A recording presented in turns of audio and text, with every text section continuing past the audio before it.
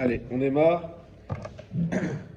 On va faire cette étude Bezrat Hashem pour la protection de nos soldats, en particulier de Inyan Benyamin Ben Yehuda, pour le retour des otages. Et avec Shema du Bachour, Raphaël Shlomo Rachamim Ben Sarah. Alors, on s'était arrêté la semaine dernière aux 2 points. Est-ce que jusque-là, tout est clair ou pas? Ou il y a des questions?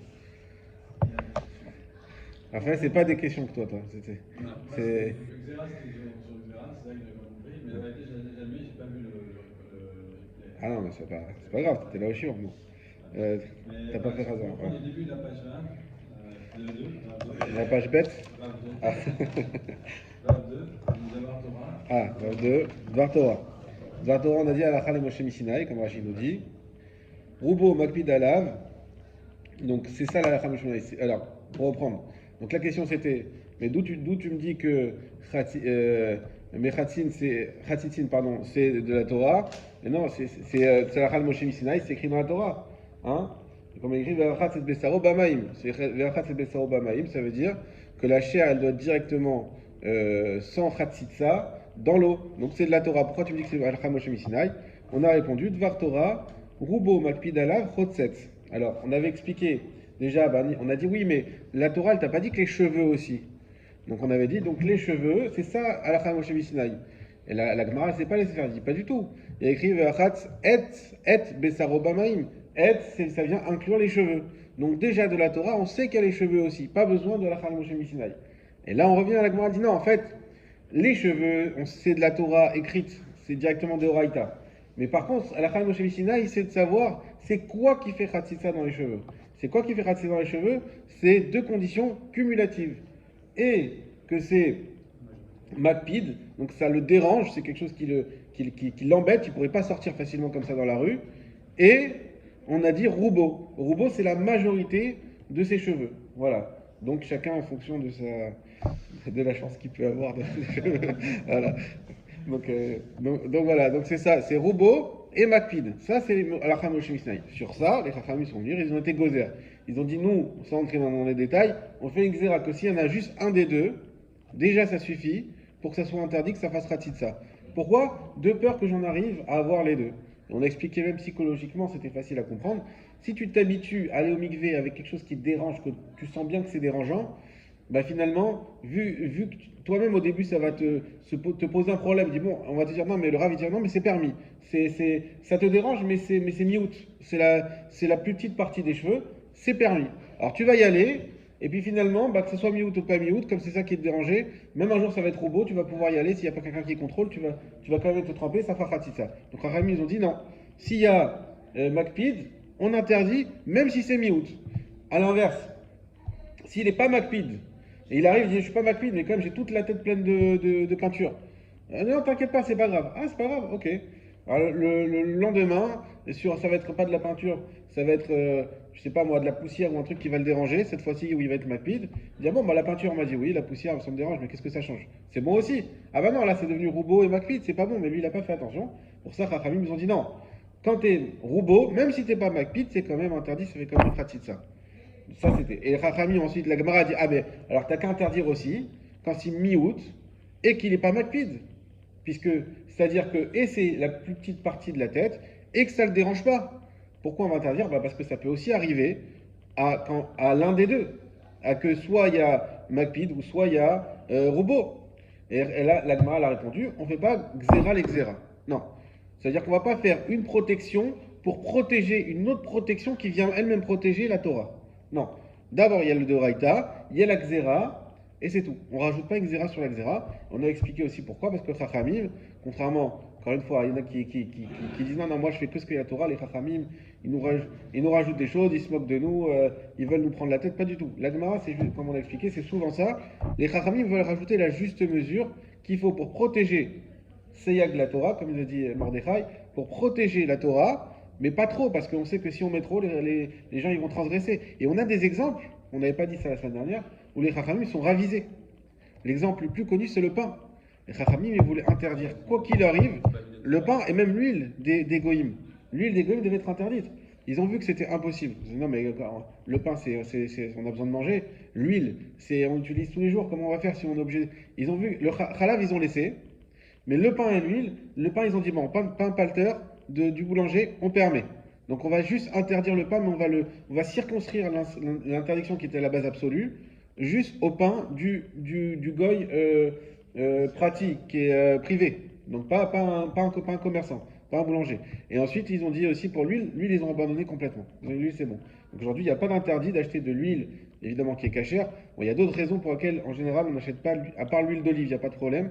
Les autres huiles, si on achète chez Carrefour, machin, tournesol, bon là avec le Covid, ils ont permis parce que c'était très dur d'en trouver à un moment donné. Pas avec le Covid, avec la guerre en Russie. C'est devenu très très dur de trouver de l'huile. Donc ils ont ouvert un petit peu. Mais on sait qu'il y a des fois des rechachim de choses qui ne sont pas cachères. Donc des fois on ne permet pas. Mais sinon, le fait que ça soit un goy qui ait pressé l'huile ou qui ait fait l'huile, il n'y a pas de problème. Sur ça, il n'y a pas de problème. Voilà, donc on voit que les Khamim, ils essayent de faire vraiment le minimum pour pas emmener les gens à transgresser, parce qu'une fois que c'était décrété, c'est un interdit, et donc si les gens y transgressent, eh ben ça accuse le peuple juif. Donc sur ça, il faut attention. Oui, mais moi je comprends, d'après ce que tu dis, que le pain, on peut l'acheter dans une boulangerie goy n'importe où. Alors, il faut qu'il soit allumé, et puis etc. S'il soit allumé, c'est plus une boulangerie goy. Si c'est un juif qui allume, c'est une boulangerie juive. Ah, c'est ça ce qu'on appelle le pain d'un juif. Voilà. Maintenant, ce qu'on a permis, effectivement, alors il faut bien comprendre, le pain d'un juif, c'est 1000 fois, mais bon, aujourd'hui on est en Israël, donc le problème se pose beaucoup moins. Mais effectivement, si tu as un endroit où t'as pas accès à du pain juif, ou que le pain juif il est de mauvaise qualité, ou qu'il est très cher, et ben dans ce cas-là, tu as tout à fait le droit d'aller dans une boulangerie goy, à condition de bien vérifier que c'est cachère. C'est-à-dire qu'ils ne mélangent pas avec des graisses, avec tout le problème du pain moulé, etc. Bon, voilà. Mais si te permet de voir que la farine, c'est une... Normalement, pourquoi la baguette on permet? Parce que c'est légalisé, c'est standardisé. Donc ça veut dire qu'ils ont une recette, ils n'ont pas le droit de rajouter du lait, des trucs. Donc, une baguette dans un four qui est fait que pour des baguettes, on vérifie ça, c'est bon, il n'y a pas de problème. Allez, on avait vu, pour faire le lien avec lundi, et ceux qui viennent pas lundi, on vous invite à venir aussi. On a vu le lien avec lundi que pour Shabbat, on fait un effort quand même supplémentaire, même si on se permet la semaine de prendre du pain d'un goy, de prendre du pain d'un juif. Ok. Est-ce qu'on a répondu à ta question ou pas, Raphaël? Ouais. Bon. En fait, la minorité ne dérange pas, on ne dit rien, mais on déduit que c'est permis. J'ai pas compris ce que tu as dit. Minorité, s'il y a une minorité de cheveux sales, oui, et que ça ne dérange pas, oui, donc nous, ils n'ont rien décrété. Ils n'ont rien décrété. Par déduction, il peut aller au milieu. Exactement. Ok. Alors, pour le reste, ça va pour les autres? Pas d'autres questions sur ce qu'on a déjà fait? Ça va? Bon. Et, il faudra faire aussi l'étude pour que Mordechai il s'achète une Mara. Les Hashem, Bekarav. Je l'ai commandé. Hein. Ah, tu l'as commandé, ça y est? Commandé. Il t'a dit quand est-ce qu'il l'amène? Non, les Hashem. Allez. Mais attends, mais juste, mais en pratique, minorité qui ne dérange pas. Oui. Aujourd'hui, je sais pas, on fait pas dessus quand même. En pratique. Alors, je sais pas si en pratique on fait ou pas. Là c'est une halakha. Peut-être a posteriori, ça veut dire si la femme là, c'est on lui dit ok, c'est cachère. Mais a priori, tu vas pas au mikvé avec un truc comme ça, si. Là, ce qu'on a vu, c'est la halakha, c'est sûr. Parce qu'on a pris des minagim différents. Comme je l'ai dit, ça, c'est plutôt sur la Gemara, j'ai pas été voir, je suis pas sur ça. C'est pas le sujet, mais si tu veux, Bezrat Hashem, j'irai voir, comme ça on sait, mais a priori c'est la halakha. Il n'y a pas de raison que ça ne soit pas là. Il n'y a même pas de marque loquette. Des conséquences assez sérieuses, parce que si la femme ne peut pas aller au bout. Ah, bien sûr. Ah ouais. Ah, c'est très sérieux. Ce qu'on fait ici, c'est très sérieux. Ça peut amener à transgresser. Exactement. Ah, c'est pour ça, parce que nous, on est en train de voir. Là, ce qu'on voit, c'est les sources de ce qu'on se fait aujourd'hui. La Gemara, c'est la source primaire. Évidemment, la source primaire, c'est quand Moshe est monté, la semaine dernière. Mais c'est ce qu'on a transcrit la première fois de ce que Dieu a dit à Moshe, quand il est resté 40 jours là-haut, c'est ce qu'on a écrit ici. Donc ça, c'est la source primaire. Et effectivement, c'est de là qu'on a tout la halakha. Et oui, c'est très important, savoir est-ce que la femme, aujourd'hui pour l'homme, le mikvé, c'est devenu un minag, mais à l'époque c'était des oraïta, pendant le Kaï Mishkan, etc. Donc c'est le Kohen, au Hachem, un Kohen avec nous. Ben voilà, ça c'était important, sinon son sacrifice, c'est Chav Karet, s'il est tamé, etc. Donc évidemment, c'est pas de la blague. Ok, donc on continue, si on a répondu à toutes les questions. Veshe en la shalosh defanot. On avait vu que une des choses qui rendrait pas sous une souka, donc inappropriée, inapte, c'est si elle n'a pas au moins trois côtés. La ligne commence par Velavoud. Voilà. Chez Enla Shalosh Defanot, si elle n'a pas trois côtés. Tanou Rabanan, les Chachamim nous ont enseigné. Shtaim Keil Khatan, deux, alors je traduis après j'explique. Deux, comme la halacha le demande, ou Shishit, et la troisième, Afilu Tefar, uniquement un Tefar.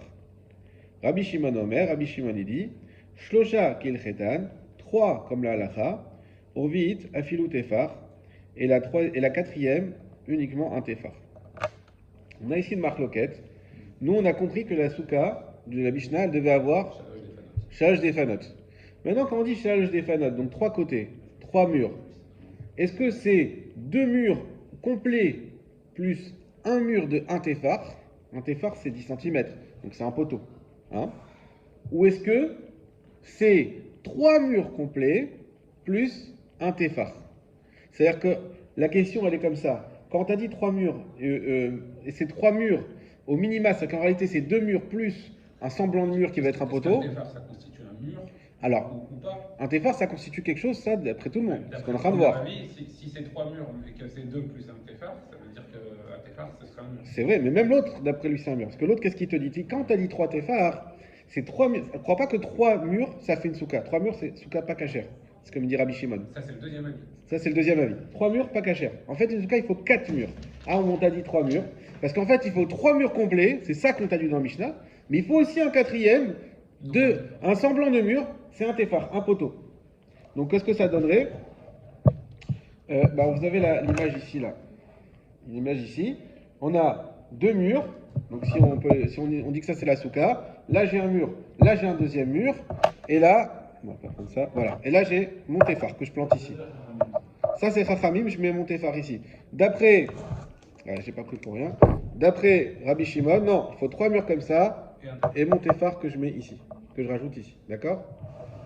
La caméra, bon, vous verrez il y a un dessin ici. Alors, ok. J'enverrai les dessins si je veux. Donc, en tout cas, voilà, donc on a compris la marloquette, Chachamim et Rabbi Shimon. Est-ce que c'est deux murs plus un téphar, donc plus un poteau? Téphar, vous voyez, ça veut dire poteau. Ça veut dire 10 cm, on parle d'un poteau de 10 cm, de largeur de 10 cm. Ou est-ce que c'est trois murs? Donc Rabbi Shimon il est plus marmire, il te dit non. Alors tu vois, on a vu Rabbi Shimon, on a Shimon aujourd'hui. Comme quoi, c'est pas. C'est la première fois, non, qu'on voit Rabbi Shimon, si je dis pas. Non, c'était Rabbi Meir la dernière fois. C'est la première fois qu'on voit Rabbi Shimon dans le Gemara, mais c'est pas une blague. Voilà. Ouais, voilà, donc voilà. Et donc Rabbi Shimon, il dit qu'il est plus marmire, il dit qu'il faut trois murs plus un poteau. Bemaï Camille Fligué. La Gemara pose une question, elle dit mais c'est quoi exactement la source de leur marloquette? Littéralement, en quoi ils sont en marloquette? Nous on a une Mishnah, on a vu dans la Mishnah, elle nous dit s'il n'y a pas trois murs, c'est pas soul. Et là ils se disent non mais c'est un, il dit c'est 2 plus 1, l'autre dit c'est 3 plus 1. Mais c'est quoi la source de leur marloquette? Sur quoi ils se basent? C'est comme ça, c'est... Non, bien sûr qu'il y a une source. Rabanan Savré, c'est ça. Rabanan Savré, Yesh em la Masoret, Rabbi Shimon Savar, Yesh em la Mikra. Chachamim pense qu'il y a littéralement une maman à l'écrit, à la transmission écrite, et Rabbi Shimon pense qu'il y a une maman à la lecture. Alors, qu'est-ce que ça veut dire? Prenez Rashi, Yesh em la Masoret. Kemo, Shekatav Moshe. La Masoret, c'est comme il a écrit Moshe, ou Massar be Sefer Torah, et il l'a transmis par le biais du Sefer Torah, les Israël à Israël. Hi Aem, c'est la maman dans le sens de source. Vehaikar, et c'est l'essentiel. Velo Kemo Sheu Nikra, et pas comme quand on lit. Vous savez que quand il y a le Sefer Torah, il y a ce qui est écrit, il y a ce qu'on lit. L'exemple qu'on va voir tout de suite, d'ailleurs je vais prendre un troumache, celui qui est écrit dans les rabbanim de la Yeshiva, il dit si vous n'avez pas cherché un troumache quand il y a un passouk, c'est que vous êtes des flemmards, donc il faut aller chercher le passouk dans le troumache. D'ailleurs, si on peut en avoir d'autres, c'est Taïkra, excusez-moi, j'ai pas anticipé. Il écrit Vaïkra ici. Ouais, c'est Vaïkra. J'arrive tout de suite de leur machine ici en français. Des fois, tu as l'eau, ça change complètement. Ou négation, il est remplacé par le rab, ou des fois, ça change complètement. Exactement. Des fois, il y a un vague. C'est pas possible. Tu veux mon roumage numérique? Ouais, je sais que ça t'adore le numérique. Non, en plus, pas galère, c'est pas que j'aime pas en plus, j'aime pas. Je suis un anti-moderne. Voilà, là, je mets le deuxième. Un troisième, on aura un portable. Voilà. Désolé pour le temps, mais ça vaut le coup pour qu'on voit dans le vaisseau. Alors. Tiens, un quatrième pour en bas. Vous avez la référence à droite que vous cherchez.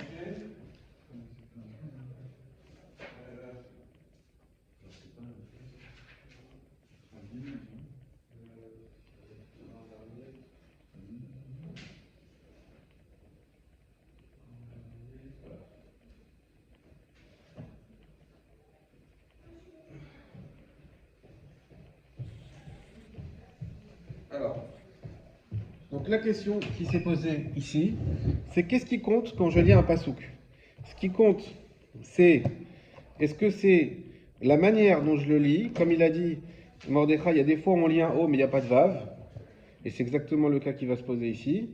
La référence du passage, c'est où? Alors le pasouk, je cherche, la Gemara ne te donne que le Pérec, c'est la fin, c'est Vaikra. Parashat Emor, Perek Rav Gimel, Perek 23, et c'est le pasouk Rav Zayin. Non, pardon, pas Rav Zayin, c'est après. Ça c'est Kippour. Veiko el Hashem Zaïza. Yad Sadar. Rav Gimel, c'est à la fin.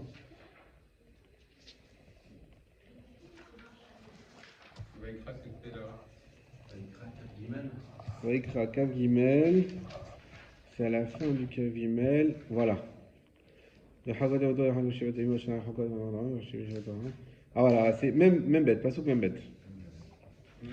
Même bête. Alors on va lire déjà, on va anticiper, après on va faire dans la Gemara. Pasuk même bête, Perek Rav Gimel dans Vaikra. Basukot Teshvu. Est-ce que tout le monde l'a? C'est dans la parachute, c'est dans les morts. C'est dans Emor, exactement. Bazooka, Téchou. Ouais, c'est bon? Tu l'as, David? C'est à la fin, ça fait la toute fin. C'est à la toute fin du Pérec, Rav Gimel. Même. Ouais, c'est bon. C'est bon? Alors, Basukot, Teshvu, Shivat Yamim. Vous voyez que ce Soukot là, il y a écrit Soukot. On dit Soukot, mais il y a écrit Soukat. Nachon? Ok. Basukot, Teshvu, Shivat Yamim. Donc vous devez résider dans les Soukot, dans les cabanes, on va dire, pendant 7 jours. Kol Ezrach Be'Israël Yeshvu Basukot. Tout citoyen d'Israël devra résider dans les Soukot. Encore une fois, le mot Soukot sans le Vav. Et les Ma'anidou Dorotrem. Voilà. Et à la fin, afin que sachent vos générations, ça vous rappelez, on avait vu ce pasouk là, qui justifiait la souka, qui va soukot au chaftier de Israël, parce que dans des soukot, cette fois-ci, il y a un vav. Qui va soukot au chaftier de Israël, parce que dans des soukot, j'ai fait résider les enfants d'Israël. Botsi otam et Israël, lorsque j'ai sorti d'Égypte, Ani Hashem lokechem, je suis Hashem vos dieux, pour terminer le Pérec, Vaidaber Moshe Modé Hashem, El Ben Israël, et Moshe il a parlé sur les fêtes à Hachem, El Ben Israël, donc il a des fêtes d'Hachem au Bnei Israël. Donc on voit qu'on a 3 fois le mot Soukot, les 2 premières fois sans Vav, et la 3e fois avec un Vav. D'accord? On garde ça de côté. Donc on répète, on a une marloquette. Chachamim, Rabbi Shimon. Chachamim dit c'est 2 plus 1 pour les parois de la Souka. Rabbi Shimon dit c'est 3 plus 1. La Gemara dit mais c'est quoi la source de la marloquette? Eh bien la source de la marloquette, c'est dans la Torah, qu'est-ce qui compte? Ce qui compte, c'est aime la Massoret ou aime la Mikra. Est-ce que c'est la transmission, la Massoret, comme ça a été rédigé, et donc comme c'est écrit, là ici sans le Vav, ou est-ce que ce qui compte, c'est quand c'est ce qu'on lit, et donc avec un Vav? Et alors, on va voir tout de suite l'implication. Verabanan Savré, Yesh aime la Massoret. Et les Rachamim, eux, ils pensent que ce qui compte, c'est la source principale, c'est la massorette. C'est quoi la massorette? C'est comment c'est écrit. Et alors, Basukot, Basukot, Basukot. Donc là, il nous cite les pasouk. Nous, on a été voir les psukim en entier. Il y a écrit Basukot une première fois sans vav, Basukot une deuxième fois sans vav, Basukot une troisième fois avec un vav. N'est-ce pas? Avec un arba'a. Ici, on a donc 4. Pourquoi on a 4? Quand on lit, il y a 2 sous-codes sans vav et après un deuxième avec vav. Alors, pourquoi ça fait 4? Ça fait 3. Non, parce que dans les deux premiers sous-cas, il y a 2 vaves. De premier, il n'y a pas de vav. Il y a 0 vav. Zéro vav. Le troisième, il y a un vav. Oui. Pourquoi la question, c'est comment on trouve 4? Alors, comment on trouve 4? Là, la Gemara, bah, tu vois bien qu'il y a 4. C'est tellement évident. L'équation, attends, sous 4. Ah, faut vous travailler un peu. Attends. Mordechai. Par rapport au nombre de lettres. Non. Ouais, c'est vrai. Non, alors je répète. La Gemara nous dit, Chachamim, ils pensent que l'essentiel, c'est comment c'est écrit. C'est M la massorette. Et ils disent, regarde, il y a écrit Basukot, Basukot, 2 fois sans vav. Basukot, troisième avec vav. De là, on a 4 sukot. Pourquoi 4 sukot? 4 murs ou 4 sous-codes, je sais pas. On a 4 fois le. On a 4. On verra 4 fois. 2 fois sans vav, une fois avec un vav. Oui, Et ils disent on a 4 Oui. sous-codes. oui, Parce que sous-code au pluriel 2, Oui. 2 fois et 1 plus 1, 4. merci. Ah ouais. Les 2 premiers sukot sont sans vav. Sans vav, donc c'est pas sukot, c'est soukat. On lit sukot, mais c'est écrit soukat. Donc c'est 1. Le deuxième, c'est 1. Le troisième, bah, c'est 2, c'est 4, puisqu'il y a écrit sukot avec le vav au pluriel. Et on sait très bien que le minimum du pluriel, c'est pour ça qu'il ne faut pas partir. Le minimum du pluriel, c'est 2. Donc ça fait bien 4. Et alors, ça fait 4 quoi? On va le voir tout de suite. Dal, moins, donc là on est en pleine équation. Donc, Ramim, ils disent que c'est M la massorette. Oui. On en déduit comment? Parce qu'on a vu que sous-code c'est sans vav, donc c'est singulier. c'est pas on en déduit. Donc, comme c'est M la massorette, conséquence, pour eux, on arrive à 4. On suit la massorette Plus que la lecture. C'est pas cohérent avec ce qu'ils ont dit. Attends, finir. Déjà, si tu comprends qu'il y a 4, c'est déjà pas mal. Oui, non. Laisse-nous finir l'équation avant de dire si c'est cohérent. Ouais. Ils enlèvent quelque chose. Dal, donc moins. Chad la gouffée. 1 pour le corps. De quoi il s'agit? Prenez Rashi, la gouffée. Des endorshin trilot pasuk. On ne peut pas faire de dracha au début d'un pasuk. Hane Emar, qui a été dit. Rishon eno les dracha. Le premier, il n'est pas fait pour être une dracha. Et là, les mashmae ata.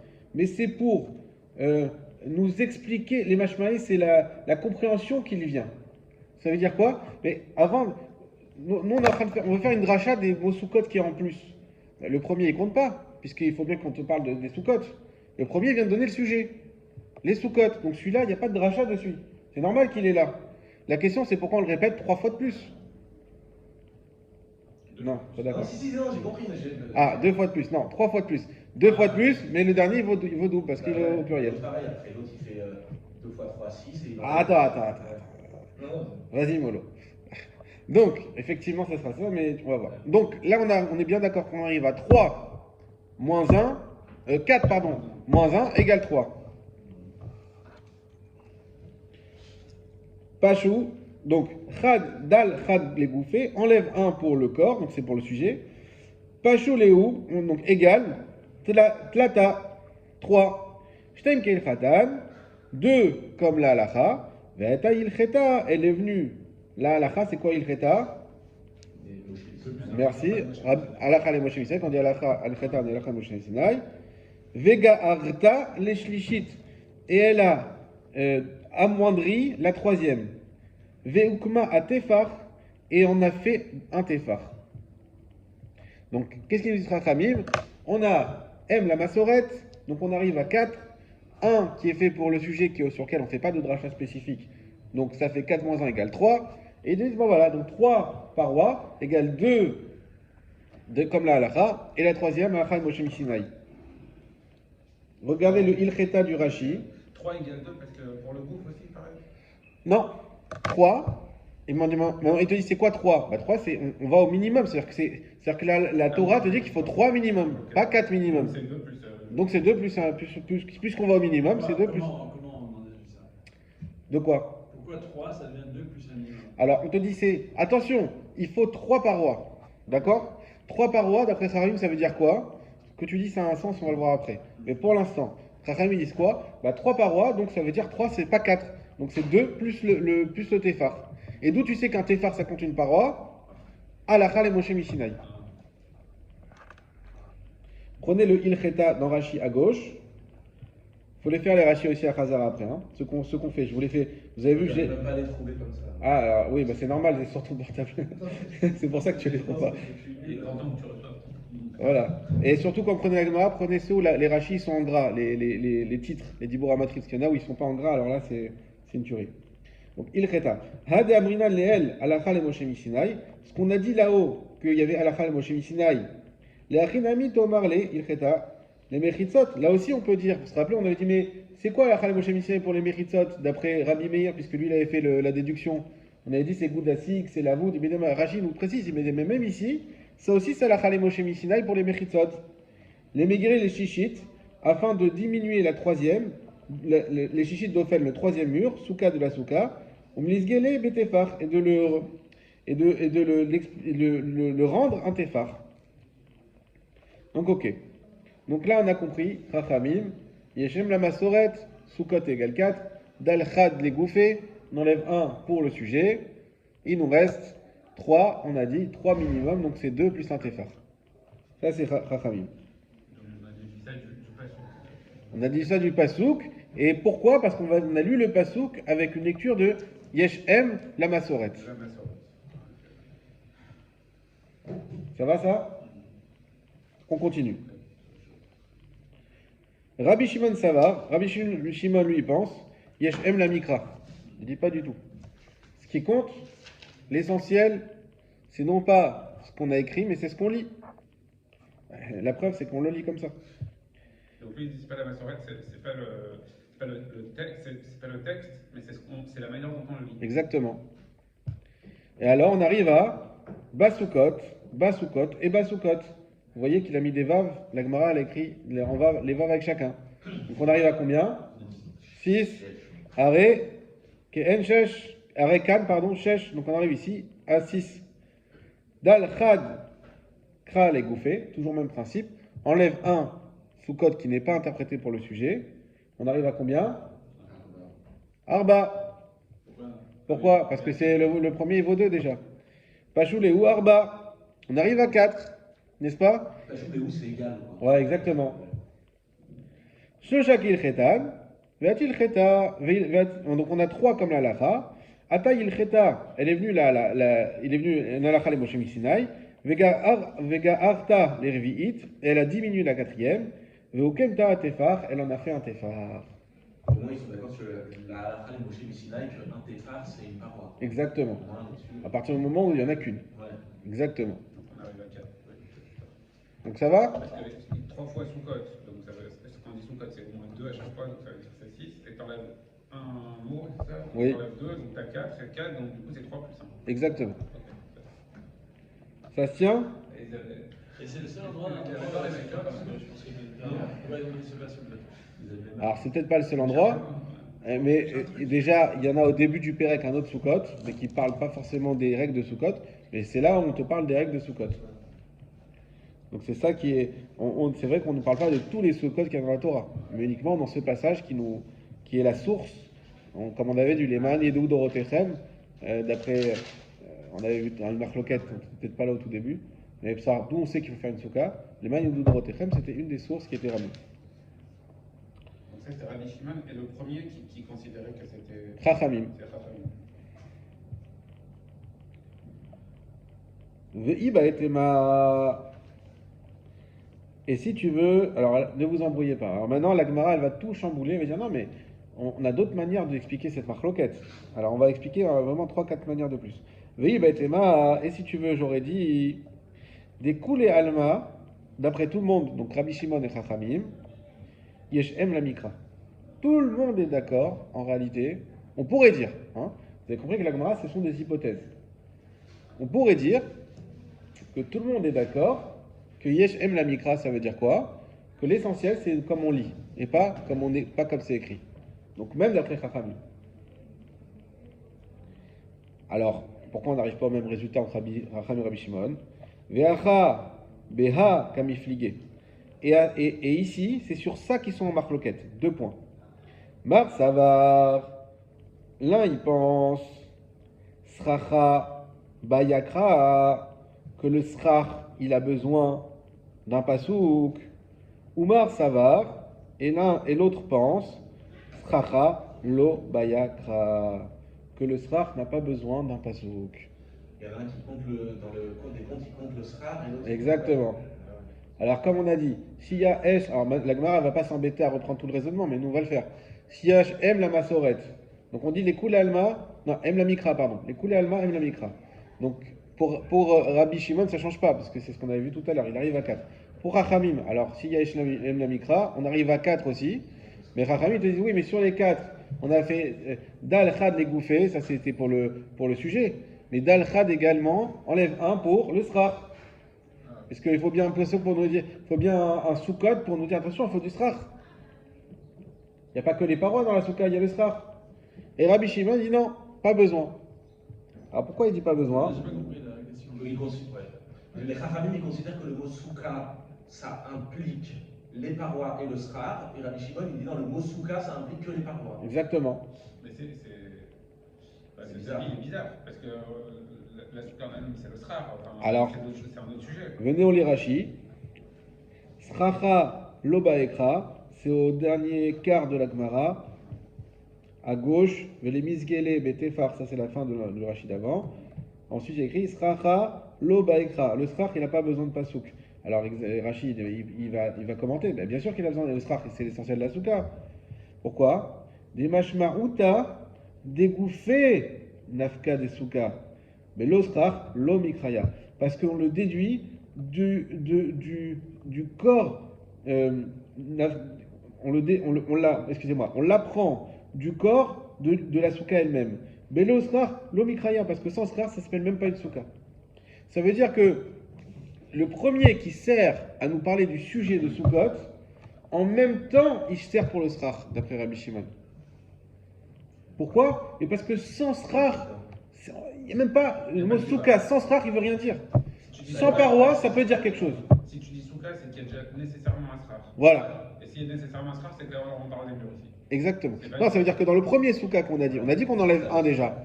Bah, celui qu'on enlève, pour te dire c'est quoi le sujet, oui, celui qu'on a enlevé, c'est le sujet de soukha. Bah, sujet de soukha égale sujet de srach. Donc lui, c'était srar. Bah oui, Rabbi Shimon dit, c'est à la fois soukha. Mais sinon, sujet de soukha, de quoi on parle s'il n'y a pas de srach? Donc Et le puis premier soukha. parlait de srar, et maintenant on peut se concentrer sur le reste, les 3 autres qui parlent des murs. Exactement. Les 4 autres qui parlent des parois. Chachamim, ils disent non, le premier c'est soukha, c'est la fête de Sukkot. Ensuite, il nous reste 4, et ben c'est 3 pour les parois. Sur la Chachamim, il ne reste pas 4, il reste 3. Si. Parce que là, on a dit Iba et Tema, les koulé alma, yesh em la mikra. Si tu veux dire, on a oublié la première explication, on dit non, mais tu sais quoi, on peut dire autre chose. En réalité, tout le monde est d'accord que ce qui compte, c'est ce qu'on lit. C'est pas ce qu'on écrit. La preuve, c'est qu'on le lit. Alors maintenant, comment on arrive à Chachamim? Alors Rabbi Shimon, ça ne change pas. Chachamim, t'as 4. Il faut 4. Non, il y en a un qui est pour le srach. Rabbi Shimon, toi, comment tu fais avec ton srach? Et moi je te dis, le mot soukha, le premier qu'on a dit que c'était les gouffés, c'était pour le Inyan, il n'y a pas de Inyan soukot sans srach, donc c'est déjà inclus dedans. Ça va? Ça enregistre. Ouais, si vous voulez qu'on répète, on répète, hein. Je ne vais pas avancer pour vous perdre au passage. Alors.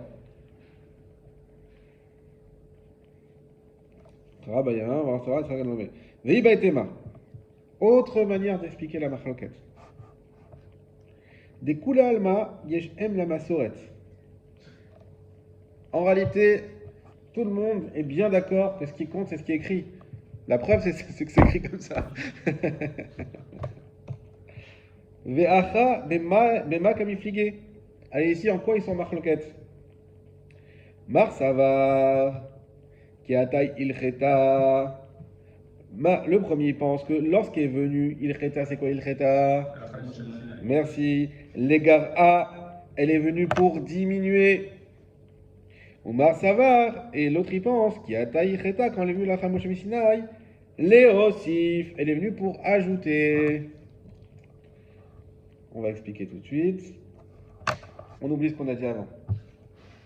Yesh em la mikra. Ce qui compte, yesh em la masoret. Ce qui compte, c'est ce qui est écrit. Donc pour Chachamim, on a compris ce qui est écrit. Soukot 1, Soukot 1, Soukot 2. 4, moins 1 pour le sujet, 3, les 3 murs. Ça marche pour Chachamim. Et qu'est-ce qu'ils nous disent Chachamim? Ils nous disent, on a 3 murs, on est bien d'accord. Et moi, il y a Halakha Moshe Missinaï vient me dire, attention, tu as 3 murs, mais sache que le troisième, tu peux en faire un minimum, juste un poteau. Ça, c'est Halakha Moshe Missinaï. Et Rabbi Shimon, il dit, moi aussi je suis d'accord, il y a 3 murs. Mais qu'est-ce qu'elle vient me dire Halakha Moshe Missinaï? Attention, 3 murs, mais il faut rajouter un quatrième, qui est un poteau. Elle n'est pas venue pour me dire que sur les 3 murs existants, tu peux te satisfaire d'un troisième avec un poteau. Elle est venue pour te dire attention, c'est vrai que là, on t'a dit 3. Ça, c'est les 3 qui sont véritables. Mais sache, à la Moshe Missinaï, qu'en réalité, il faut 4 murs.